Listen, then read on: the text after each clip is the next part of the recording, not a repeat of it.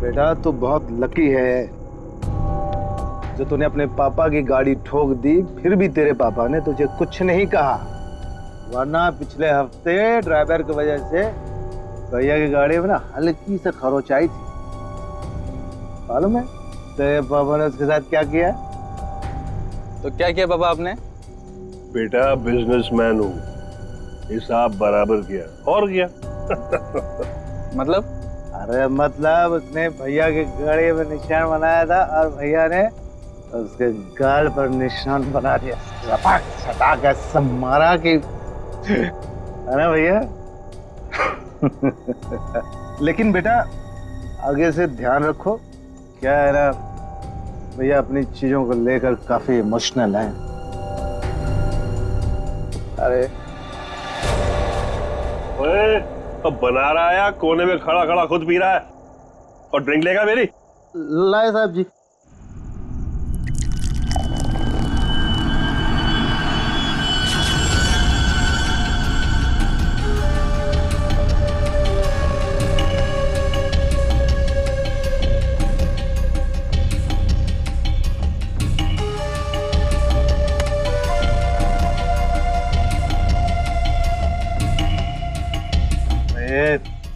इतना कांप क्यों रहा है? हाँ संभाल के रख। अरे बेवकूफ, देखिए क्या तूने मार डालूंगा यहीं। साहब बैठ जा बैठ जा।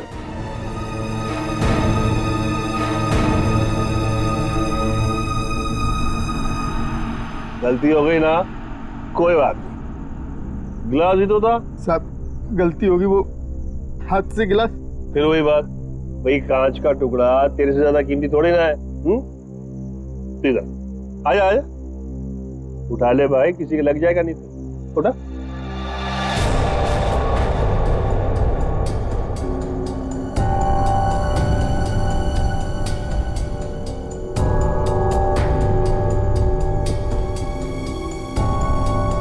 ओए, ये ग्लास ना एक बॉक्स में दर्जन भर मिलते हैं, लेकिन तू तो एक ही है, इकलौता मेरा वफादार। हाँ? लेकिन तुझ जैसे दर्जन भर भी बेच के आओ ना, बदले में ऐसा एक भी गिलास नहीं मिलने वाला, समझा? अभी पगार में से काट। ये जो तूने किया है ना, उसके बाद तुझे पगार देने वाला कौन है?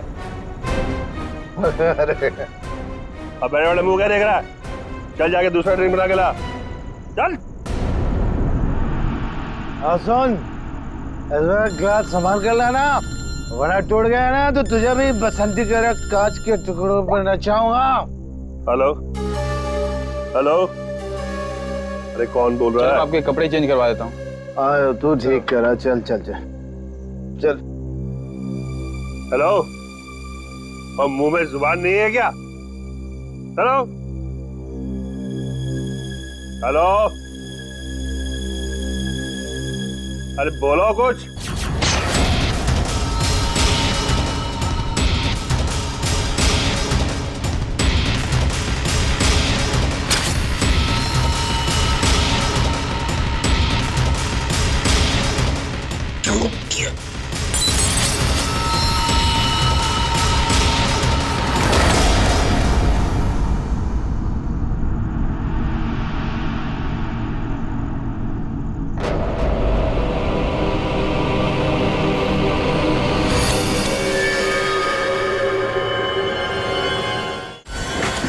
मैं सच कह रहा हूँ, मैंने कुछ नहीं किया। बोल तूने ऐसा क्यों किया? मैं तुझे जान से मार डालूंगा, मैं तेरे टुकड़े टुकड़े कर दूंगा। तूने मेरे भाई को क्यों मारा? बोल।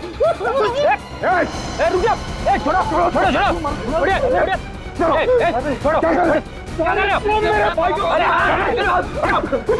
इसने मेरे भाई का खून। सब शांत हो जाओ, हमें अपना काम करने दो, सब कुछ सामने आ जाएगा, समझा?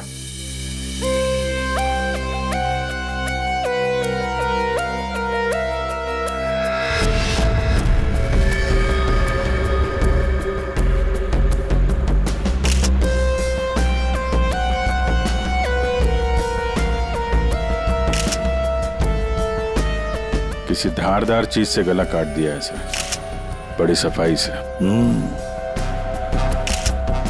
और तो कहीं कुछ दिख नहीं रहा है।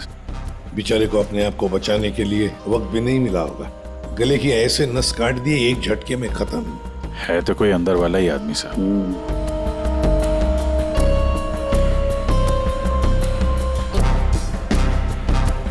जरा बताओगे एग्जैक्टली क्या हुआ क्या था यहाँ पर? तुम्हें ऐसे क्यों लगता है कि मोनू ने ही निर्जर को मारा होगा? क्योंकि उस वक्त छत पर इनके और मोनू के अलावा और कोई नहीं था सर। आप कहाँ थे? मैं नीचे किचन में थी हमारी कुक के साथ। और ये दोनों तो यहीं पे थे ना, छत पे? नहीं सर, हम नीचे गए थे कमरे में। सर इसने ना मेरे कपड़े पर वाइन गिरा दिया था, तो कपड़ा बदलने के लिए मैं इसके अमन के साथ नीचे गया था। तो मतलब कुछ देर के लिए तुम लोग जब गए थे नीचे, तब किसी ने निर्जर को मारा है? अरे सर किसी ने नहीं, इसने मेरे भाई का खून किया। इसने मेरे भैया का वाइन का गिलास इसने तोड़ दिया, तो भैया ने इसे मारा और बदले में इसने मेरे भैया का खून कर दिया। इसने ही खून किया सर। मैंने नहीं मारा साहब जी को। मैं तो दूसरा गिलास लाने के लिए गया था, तो साहब पे मेरे सामने हमला हो गया और डर के मारे मेरे हाथ से गिलास छूट गया।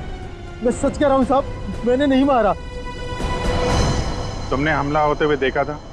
जी साहब। सर आप इसकी बातों में बताइए कि बकवास कर रही है। सर मैंने कहा ना सर, इसने ही खून किया सर। इस शकल से खून ही लगता है। नहीं साहब, मैंने खून नहीं किया साहब। हमें पहली बार थोड़ी ना मारे थे। 10 साल से उनकी गालियां खा रहा हूँ, कि मार खा रहा हूँ। यही मेरी जिंदगी थी। मेरी हिम्मत कहाँ की मैं साहब को। नहीं साहब, मारना तो दूर, मैंने हाथ तक नहीं लगाया। मैं सच कह रहा हूँ साहब। तो किसने मारा मेरे पति को? भगवान ने मारा।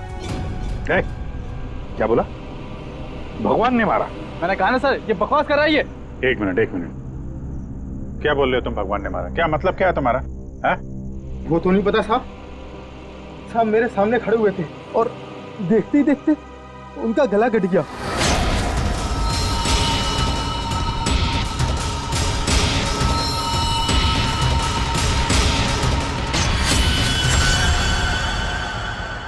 साहब ना तो कोई चाकू, ना कोई खंजर, कोई हथियार भी नहीं, और कोई हथियार चलाने वाला भी नहीं साहब। कोई हथियार नहीं था? हाँ साहब, अचानक से उनका गला कट गया। उनको किसी ने छुआ भी नहीं। ये सब भगवान ने उनके कर्मों की सजा दी है। बंद कर अपनी बकवास। अरे सर इसने खून किया मेरे भैया का, मैं बोल रहा हूँ ना। शांत हो जाओ। सर आप इसकी बात पे विश्वास कैसे कर सकते हैं? तुमसे किसने कह दिया कि हमने इसकी बात का यकीन कर लिया? हा? हमें क्या करना है और क्या नहीं करना है हम अच्छी तरह से जानते हैं। आप दोनों थोड़ी देर के लिए शांत हो जाइए, समझे? सो ये मोनू को समझ में नहीं आ रहा है, नाटक तो नहीं कर रही है? अभिजीत, अगर ये मोनू नाटक कर रहा था तो किसी और के नाम पे डाल देता खून, है ना? ये सब भगवान का चमत्कार वगैरह ये अजीबोगरीब कहानी नहीं बनाता वो। शायद गुमराह करने के लिए सर। हो सकता है इसने इस वाइन ग्लास के टुकड़े को उठाया और अपने मालिक का खून कर दिया। ये लाश के आसपास कांच के टुकड़े बिखरे हुए हैं सर, और इन पे खून भी लगा हुआ है। अभिजीत, अगर मोनू निर्जर का गला काटता तो उसके बदन पर, उसके हाथ पर कहीं तो खून के छींटे होते। कुछ भी नहीं है।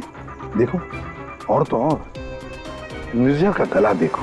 अगर कोई कांच से गला काटता तो सीधे ऐसे काटता, आड़ा हॉरिजॉन्टल काटता, वर्टिकल कट नहीं मारता। देखो इसके गले पर वी शेप में 2 लगभग वर्टिकल कट्स हैं, और वो भी 2 अलग अलग जगहों पे, एक इस तरफ है, एक इस तरफ। 2 बार तो कोई गला नहीं काटेगा। फिर भी सर इस मोनू की बात पे विश्वास करना तो मुश्किल है। एक ही कर सकते हैं, बॉडी को फॉरेंसिक लैब भेज देते, साळुंखे को कहते हैं कि देखो, चेक करो अच्छी तरह से, ये जो गले पे निशान है, क्या उसमें कांच के टुकड़े हैं क्या? और यहाँ पे एक ही चीज है जिससे खून किया जा सकता है, ये कांच। कांच।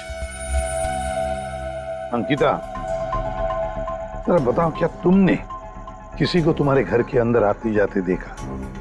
नहीं सर, कोई और आता तो मुझे जरूर पता चलता। और आप दोनों पूरी टाइम वहाँ पे कमरे में ही थे क्या? जी सर। आपने इन दोनों को देखा था कमरे में जाते हुए? हाँ, और इन्होंने भी मुझे देखा। सर इसका मतलब ये है कि बाहर का कोई आदमी घर के अंदर से नहीं आया। फिर तो घर के बाहर से आ सकते हैं, ये पाइप से।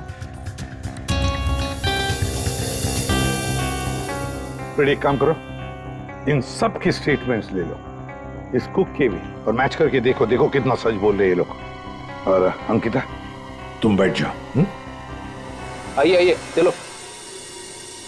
निर्जर का गला काटने के लिए खूनी इसके नजदीक तो आया ही होगा, या नजदीक पहुंचा कैसे? सर, शायद पाइप या एसी वेंट से चढ़कर आया हो।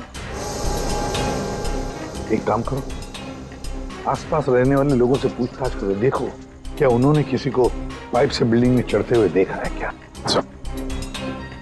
Ready sir.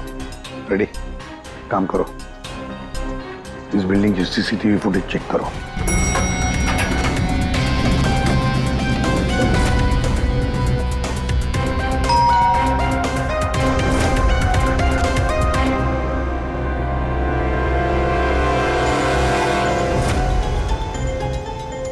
इसमें तो कुछ दिख नहीं रहा, फिर खूनी ऊपर पहुंचा कैसे?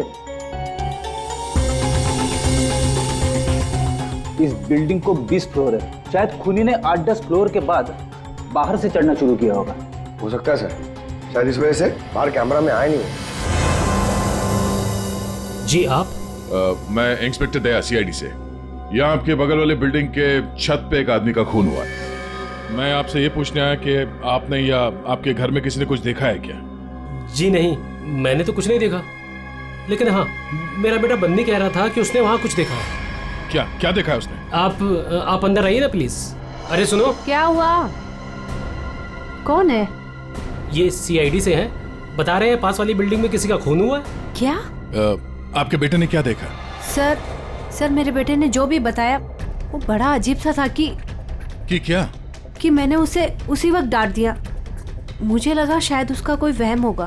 क्या क्या बता रहा था वो? सर, हमारा बन्नी तो आजकल वैसे ही मनगढ़ंत बातें करता रहता है, शायद ज्यादा टीवी देखने का असर है ये। सर, हमें लगा ये भी ऐसे ही कुछ होगा। मैं सच बोल रहा हूँ सर, ये सब मैंने अपने टेलीस्कोप से देखा है। वो आदमी मर गया ना सर। हाँ बेटा, तुमने देखा उस आदमी को किसने मारा? किसी को बिल्डिंग पे चढ़ते हुए देखा, ऊपर आते हुए? कोई भी नहीं था। कोई भी नहीं था? तो फिर तुमने किसको देखा? उसी को जिसने खून किया। किसने खून किया? एक बहुत बड़े बैट ने। बैट ने मतलब चमगादड़ ने? हाँ, ये सब मैंने अपने टेलीस्कोप से देखा है। मैं रोज रात को अपने टेलीस्कोप से स्टार्स को देखता हूँ। चलिए आपको भी दिखाता हूँ। चलो दिखो। मैंने ये सब यहाँ से देखा सर। यहाँ से? हाँ,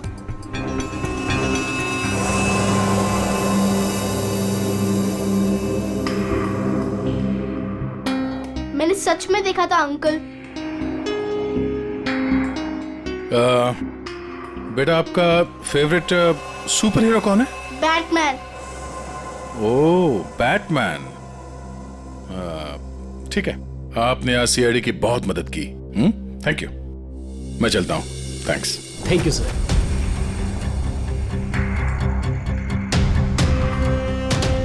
तो पूरे बिल्डिंग में पता किया, डेड एंड है। किसी ने भी किसी को बिल्डिंग में चढ़ते देखा नहीं सर। सीसीटीवी फुटेज भी चेक किया सर, कोई नहीं दिखाई दे रहा है। इंसानों ने नहीं देखा, कैमरों ने नहीं देखा। ये खूनी है या मिस्टर इंडिया? रेडी, ये खूनी कांच की तरह है, कांच की तरह ट्रांसपेरेंट, पारदर्शक। हमारे सारे सवालों का एक ही जवाब है, ये कांच। तुम्हारा अंदाजा एकदम सही है। इसके गले के घाव में से कांच का टुकड़ा मिला है। मतलब सर, मोनू ने टूटे हुए कांच से इनका गला काटा और इनकी जान ले ली?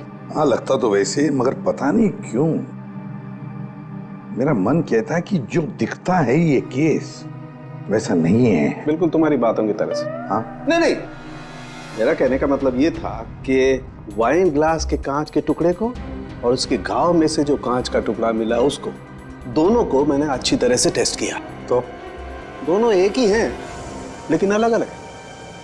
देख सर, उनके दिमाग खराब मत कर यार, जो है वो सीधे सीधे बता देना यार। सीधी सीधी बात ये है भाई कि वाइन ग्लास के कांच के टुकड़े से इसका गला नहीं काटा गया। तो फिर देखना चाहते हो? आओ देखो, यह है वाइन के ग्लास का टुकड़ा और ये देखो, ये है वो कांच जो इसके गले के घाव में से मिला है। दोनों की कंपोजिशंस अलग अलग है, ठीक है?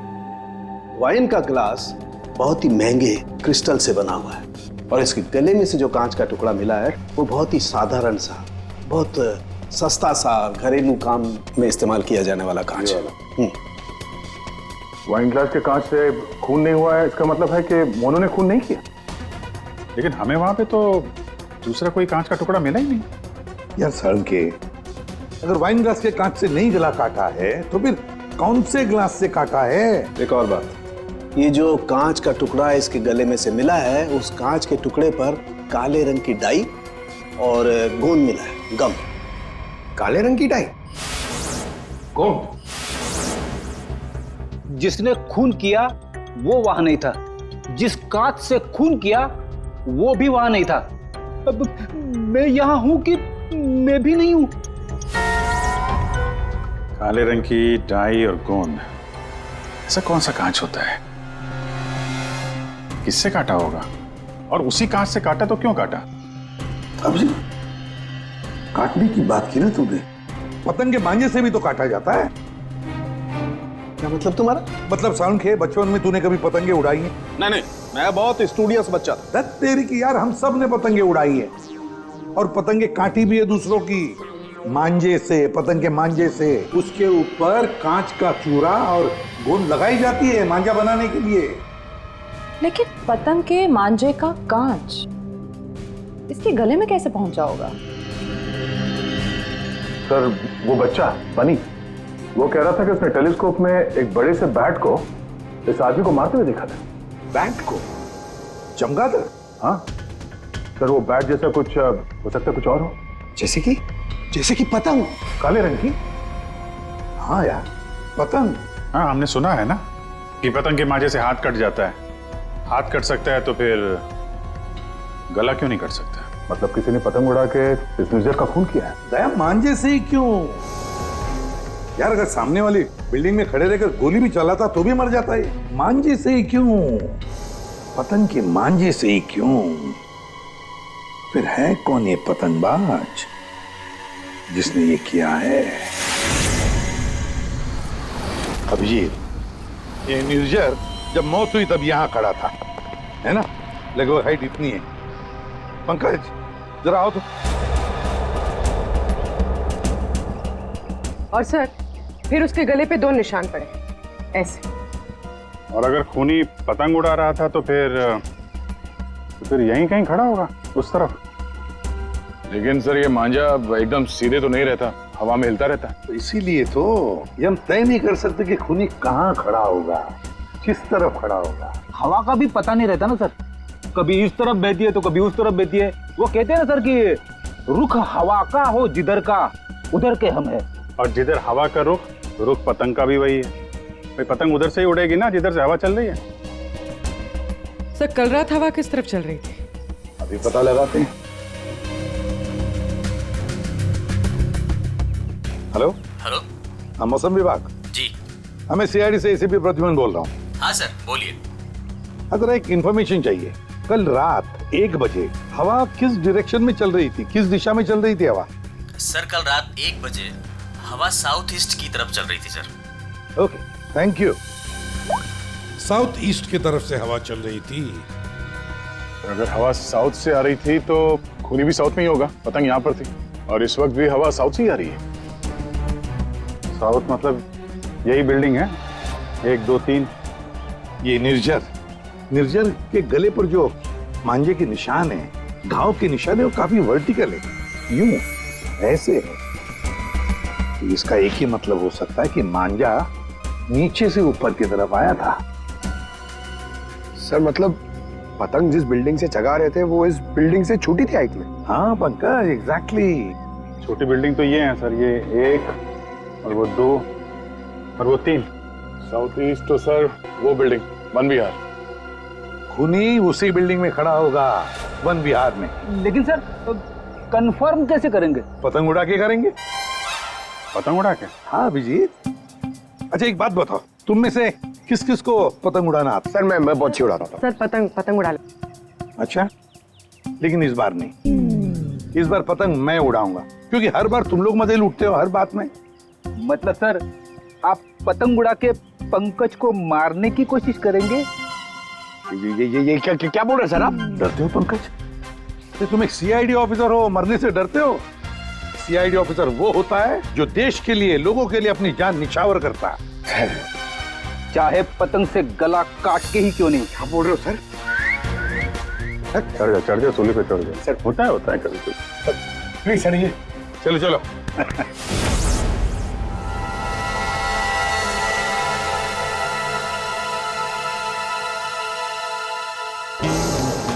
अभिजीत, अरे जरा ढील दो। हाँ बता।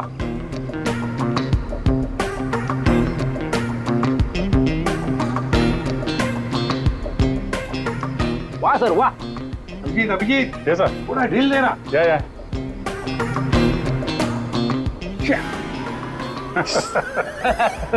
अभिजीत सर की पतंग कट गई। हाँ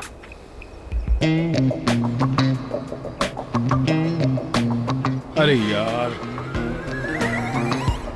अरे वाह सर वाह। आप पतंग को ना एक बार उस पुतले तक लेके जाइए, हमारा शक यकीन में बदल जाएगा।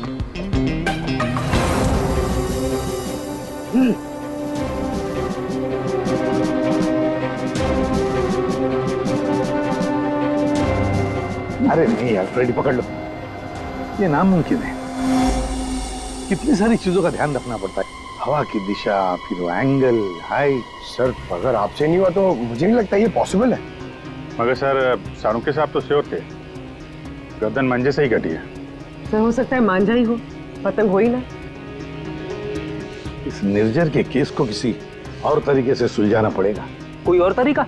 हाँ, निर्जर की मौत से किसको सबसे ज्यादा फायदा हो सकता है, उसे ढूंढना पड़ेगा। सर अगर आपकी परमिशन हो तो ये सब प्लान चेंज करने से पहले मैं किसी के आदमी से बात करना चाहता हूँ। किससे? नाम तो नहीं मालूम, ढूंढना पड़ेगा सर उसे।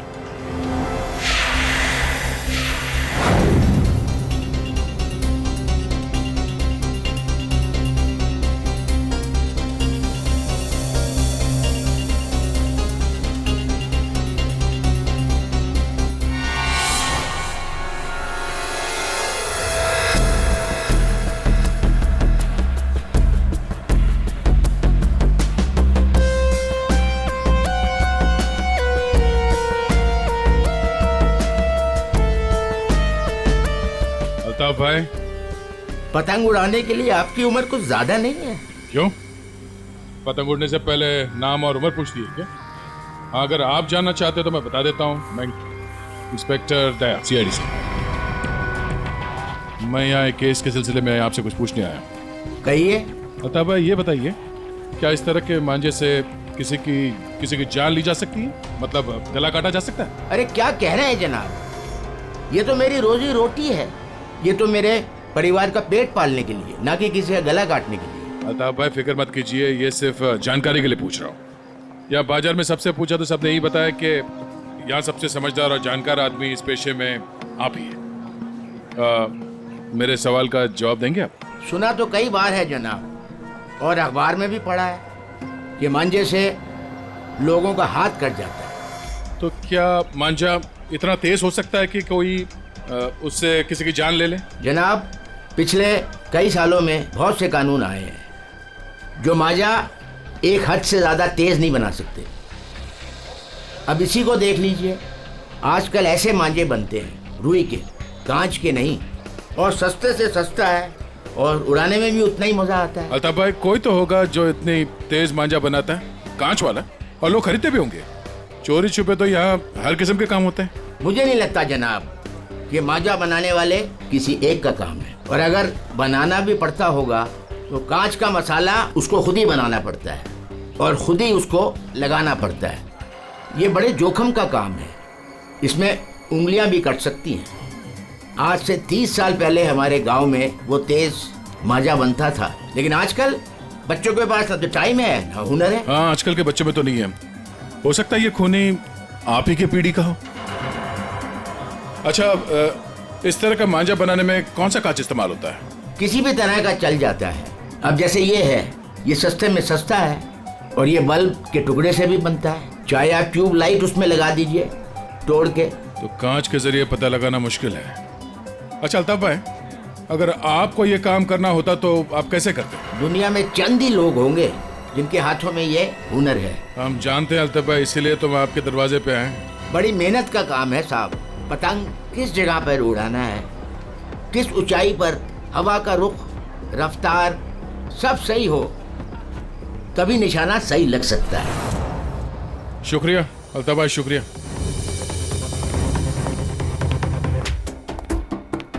सर, सर ये वो लोगों की सस्पेक्ट लिस्ट है जो निर्जर को मार सकते हैं।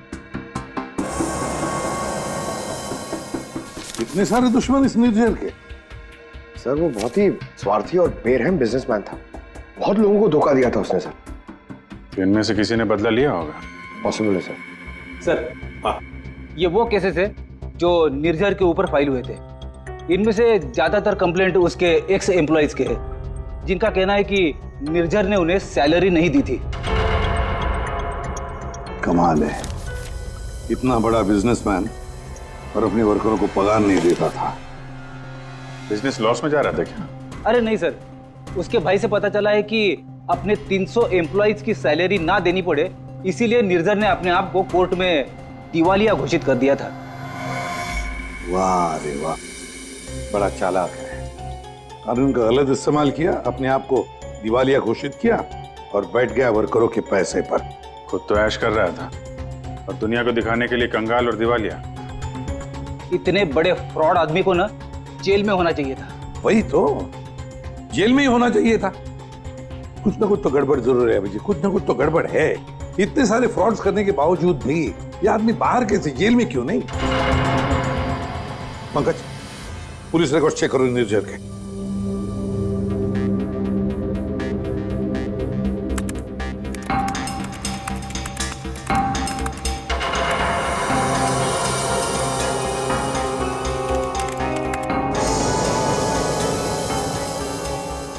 सर पुलिस रिकॉर्ड तो है। क्या 5 साल पहले निर्जर कस्टडी में लिया गया था सर। ये मगर सर सिर्फ 1 घंटे के लिए। क्या? सिर्फ 1 घंटे के लिए? कमाल है सर, 1 घंटे के लिए कौन जेल में जाएगा? इतना बड़ा फ्रॉड किया और सिर्फ 1 घंटे के लिए?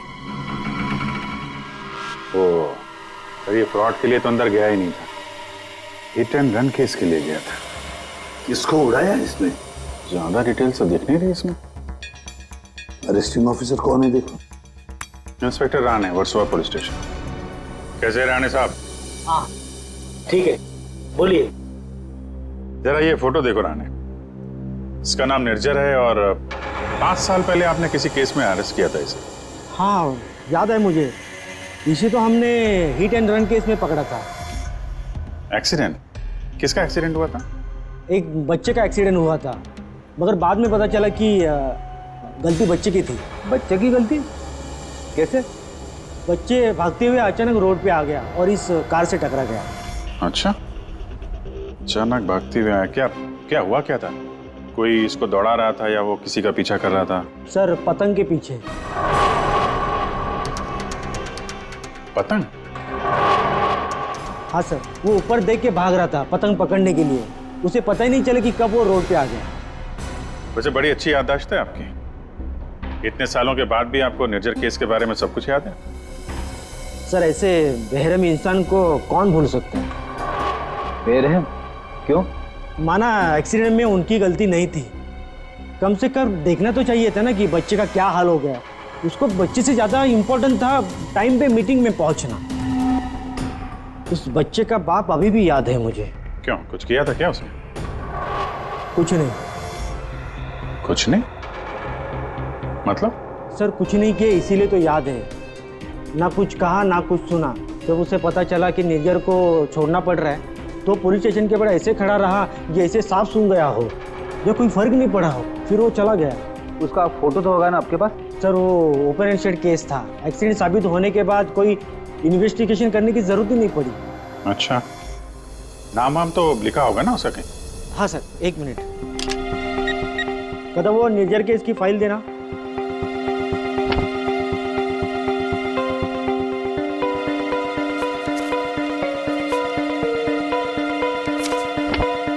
सर ये देखिए, बच्चे का बाप का नाम, फोन नंबर और एड्रेस भी है।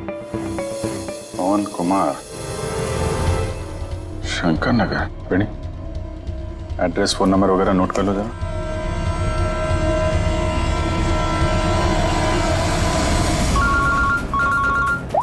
हाँ अभिजीत, तो वो निर्जर के हिट एंड रन केस से एक लीड मिला है। एक्सीलेंट। एक बच्चे की मौत हुई थी, उसके पिता का नाम और एड्रेस मिला है सर। बस फिर अभिजीत, उसके माता पिता से जाकर मिलो, अच्छी तरह से पूछताछ करो। Yes sir. Okay sir. Ready sir. तुम जरा राणे साहब के साथ मिलके उस पवन कुमार का स्केच बनवा लो, तब तक मैं उसके घर जाके देखता हूँ। क्या हुआ साहब? आज सुबह पतंग उड़ा के गए, फिर पूछताछ भी की, अब क्या हो गया? ये आप लोग इतने ही हो? यहाँ पे तो 5 गार्ड्स लिखे हैं, ये 5वां कहाँ है? हाँ साहब, शंकर आया था कुछ महीने पहले नौकरी पे, फिर अचानक साहब आज सुबह नौकरी छोड़ के चला गया। नौकरी छोड़ के चला गया, क्यों? पता नहीं साहब, वो गांव से उसके लिए कोई बुरी खबर आई थी तो बिना बोले साहब चला गया सब। अच्छा, कल रात जब खून हुआ तो शंकर तो था, उसके बाद घर गया है। ओहो।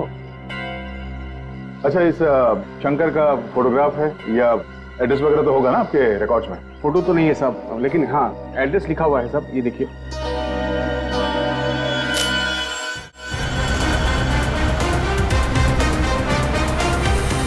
हाँ सर, एड्रेस तो मिल गया है, पर मुझे लग रहा है कि ये एड्रेस गलत हो सकता है सर। शंकर ने खून किया है सर, फिलहाल तो फरार है, पर उसने निर्जर को क्यों मारा होगा ये मकसद तो समझ में नहीं आ रहा है सर। ये पवन कुमार के घर में तो ताला लगा हुआ है, पड़ोसी बता रहे थे कि बच्चे के एक्सीडेंट के 2-3 साल के बाद उसकी माँ ने उसके गम में आत्महत्या कर ली।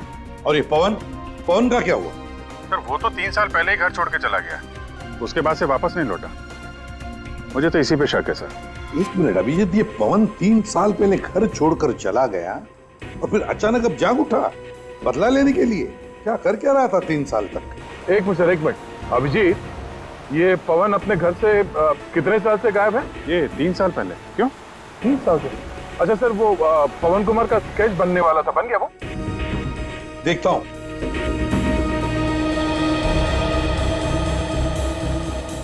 नारायण, कितनी देर लगेगी? बस अभी हो जाएगा। गुड। दया, थोड़ा टाइम लगेगा। क्यों, लेकिन क्यों पूछ रहे हो? कुछ नहीं सर, सब समझ में आ गया। ये केस अब एकदम कांच की तरह साफ है सर। कांच की तरह साफ हो गया मतलब? क्या कहना क्या चाहते हैं? सर मैं कुछ काम करना भूल गया हूँ सर, मैं थोड़ी देर में पहुंचता हूँ सर ब्यूरो। ठीक है, जल्दी आ जाओ।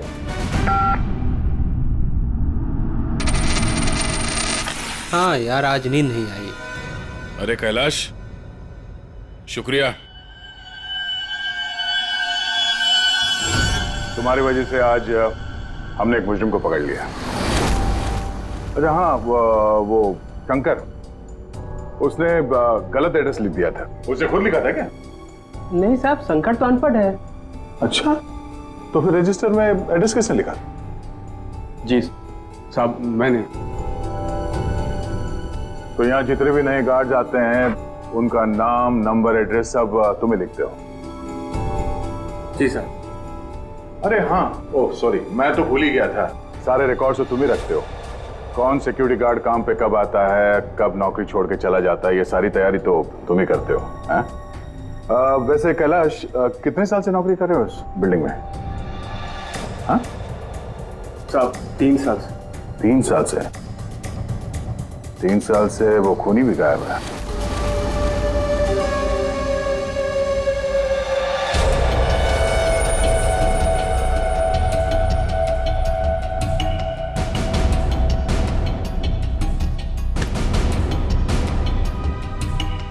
निर्जर के खून के इल्जाम में मैं तुम्हें गिरफ्तार करता हूं, पवन कुमार। पवन कुमार? हमारा नाम तो कैलाश है साहब। वो आपको शायद कोई गलत फहमी हो रही है हमको पहचानने में। लेकिन मुझसे कोई गलती नहीं हो रही है मिस्टर पवन कुमार। ये क्या है साहब? हाँ क्या साहब, आपको कोई नहीं मिला तो एक गरीब को फंसा रहे साहब। अच्छा,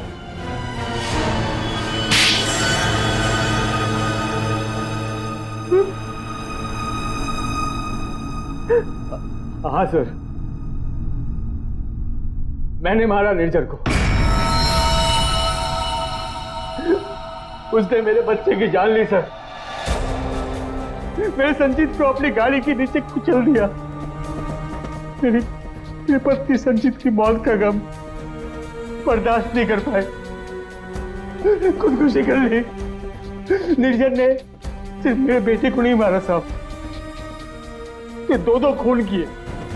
उसे जिंदा रहने का कोई हक नहीं है साहब। ऐसे बेरहम नीच आदमी का मर जाना ही अच्छा था। पवन, निर्जर अच्छा आदमी नहीं था, हमें भी पता है, मगर उसने तुम्हारे बेटे को जानबूझकर नहीं मारा। गलती तुम्हारे बेटे की थी। वो खुद पतंग के पीछे दौड़ते दौड़ते निर्जर की गाड़ी के सामने आया। गलती मेरी है, मैंने उसे सिखाया था पतंग बनाना, पतंग उड़ाना, सब कुछ। उसे बहुत शौक था पतंग उड़ाने का, पतंग के पीछे भागने का। काश मैं उस दिन से रोक लिया होता।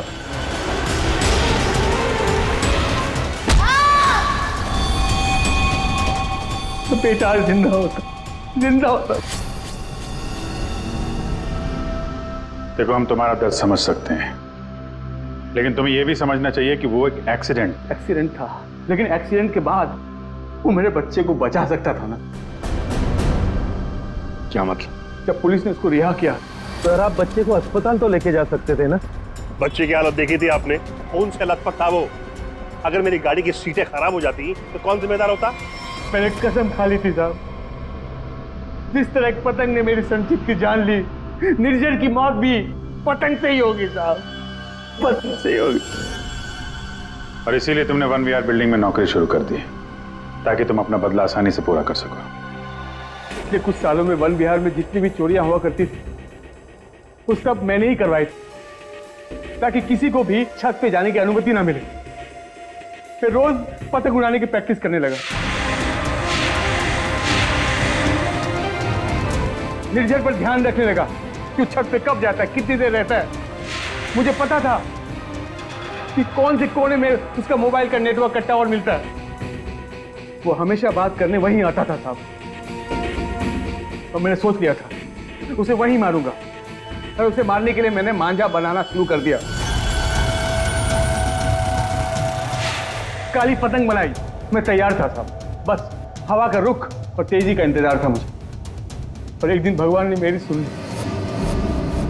सब कुछ सही था। मैंने निर्जर के मोबाइल पे फोन किया, पतंग उड़ाई और उसका गला काट दिया। जिस मांझे से तुम अपनी जिंदगी का इंसाफ करना चाहते थे, उसी मांझे ने तुम्हारी जिंदगी की रेखा बदल दी। तुम्हें कड़ी से कड़ी सजा होगी। हाय बनी, ये आपके लिए।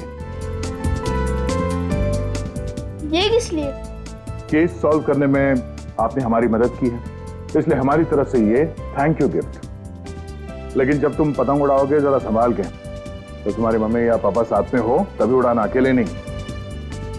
जैसे तुम टेलीस्कोप से स्टार्स देखते हो ना, वैसे ही जब तुम ये पतंग उड़ाओगे मैं इसे देखूंगा। प्रॉमिस? पक्का वाला प्रॉमिस।